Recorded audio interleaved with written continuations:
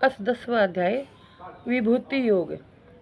श्री कृष्ण भगवान ने कहा कि हे अर्जुन, अब मैं फिर परम रहस्यमय और प्रभावशाली वचन कहता हूँ और तुम श्रवण करो।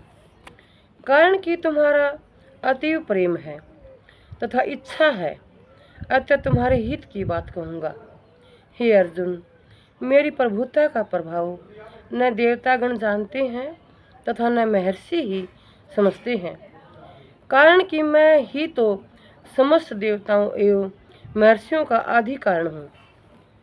जो मुझे जन्म रहित अनादि और तीनों लोकों का ईश्वर जानता है, वही समस्त मनुष्यों में विवेकी है तथा समस्त पापों से मुक्ति पाता है।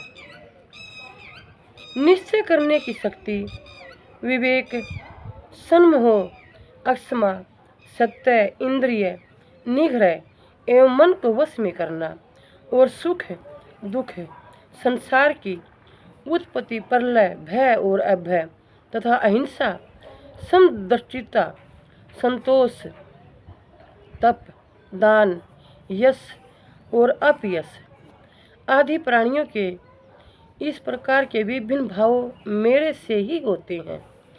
सप्तऋषि तथा सनक सनंदन आदि पूर्व होने वाले 4 महापुरुष एवं 14 मनु, ये सब ही जिनकी यह संपूर्ण संसार प्रजा है, वे सब मुझसे उत्पन्न हुए हैं और मुझ में ही एक ही भाव रखने वाले हैं।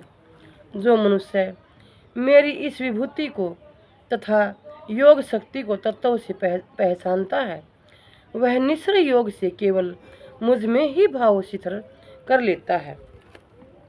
इसमें संशय करने की बात नहीं। हे अर्जुन, मैं ही समस्त सृष्टि का कारण हूँ और मुझ ही से सृष्टि सब प्रकार की चेष्टाएं करती हैं। विचार से ऐसा समझकर बुद्धिमान लोग मुझ परमेश्वर का भजन करते हैं। मुझ में ही मन लगाने वाले तथा मुझ में ही प्राणों को अर्पण करने वाले वे प्राणी आपस में मेरे प्रभाव सहित गुणों का कथनोपकथन करते हुए संतुष्ट होते हैं तथा मुझ परमात्मा में ही रमण करते हैं। प्रेम पूर्वक मेरा भजन करने वाले तथा निरंतर मेरे ध्यान में लगे हुए अपने जनों को मैं वह बुद्धि योग प्रदान करता हूँ जिससे वे मुझको ही प्राप्त करते हैं।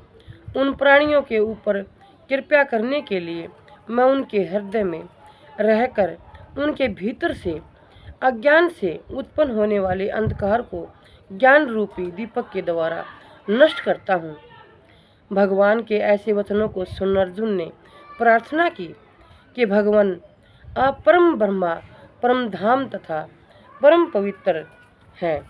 कारण कि आपको सभी महर्षियों द्वारा आदि अंत रहित, दिव्य देवों का भी देव, जन्म रहित वह सर्वव्यापक वर्णन किया गया है। इसी प्रकार देव ऋषि नारद, असित देवल, ऋषि महात्मा व्यास एवं स्वयं आप भी मुझसे कहते हैं, हे केशव, आप जो कुछ भी मुझसे कह रहे हैं उन सब को मैं सत्य मानता हूँ। भगवान, आपके लीला विग्रह को देवता और दानव कोई नहीं जानता। हे भूत भामन, सृष्टिकर्ता, जगत के स्वामी, पुरुषोत्तम, आप स्वयं ही अपने को जानते हैं। अतएव आप ही अपनी दिव्य विभूतियों से समस्त लोकों को व्याप्त करके स्थित हैं।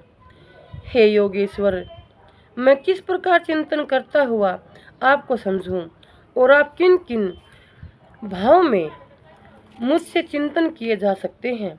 हे जनार्दन, अपनी योग शक्ति तथा विभूति को पुनः विस्तार से कहिए। आपके अमृत रूपी वाक्यों से मेरी तृप्ति नहीं होती। अर्जुन के प्रश्न पर भगवान श्री कृष्ण बोले, हे कुल श्रेष्ठ, अब मैं प्रधानता से अपनी विभूतियों का तुमसे वर्णन करूंगा, क्योंकि मेरे विस्तार का अंत नहीं है। हे अर्जुन, मैं समस्त प्राणियों का हृदय, सथल आत्मा हूँ एवं संपूर्ण भूतों का आदि, मध्य तथा अंत भी मैं ही हूँ। मैं अदिति के 12 पुत्रों में विष्णु वामन, ज्योतियों में किरणधारी, सूर्य 49 पवनों में मरीचि तथा नक्षत्रों में चंद्रमा हूँ। मैं वेदों में सामवेद, देव में इंद्र, इंद्रियों में मन और भूत प्राणियों में चेतना हूँ। मैं ही एकादश रुद्रों में शंकर, यज्ञों में कुबेर, वसुओं में अग्नि और शिखरधारियों में सुमेरु पर्वत हूँ। मैं पुरोहितों में बृहस्पति हूँ, ऐसा मुझे जानो। हे पार्थ, सेनापतियों में स्वामी कार्तिक तथा जलाशयों में समुद्र हूँ। मैं महर्षियों में भृगु, वचनों में ओंकार, यज्ञों में जप यज्ञ तथा शिखर रहने वालों में हिमालय पर्वत हूँ। समस्त वृक्षों में कल्प वृक्ष, देव ऋषियों में नारद, गंधर्वों में चित्ररथ तथा सिद्धों में कपिल मुनि हूँ।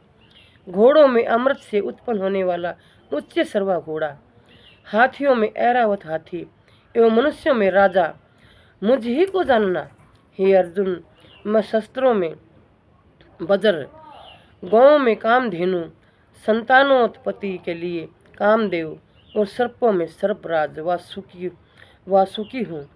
मैं ही नागों में शेषनाग, जलचारियों में वरुण, पितरों में अर्यमा तथा शासनकर्ताओं में यमराज हूँ।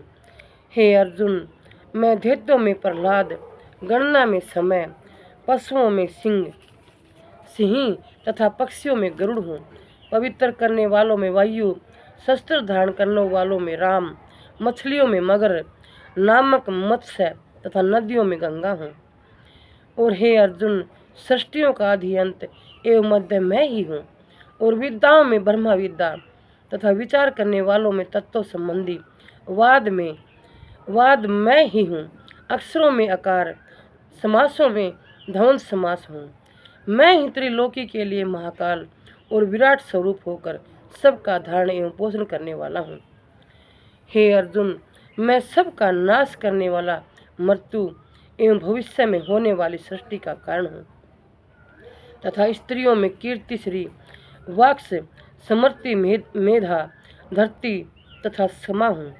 मैं श्रुतियों में भरत सांस, छंदों में गायत्री छंद, महीनों में मार्गशीर्ष, अगहन मास तथा ऋतुओं में बसंत ऋतु हूँ।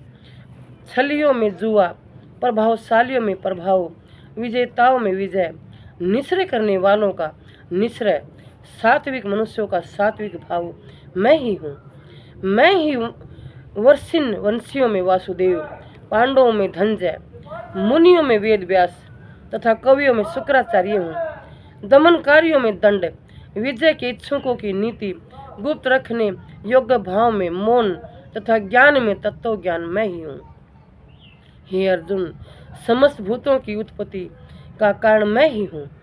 कारण कि चराचर में कोई भी ऐसा नहीं जो मेरे से संबंधित न हो, अर्थात मुझसे रहित हो।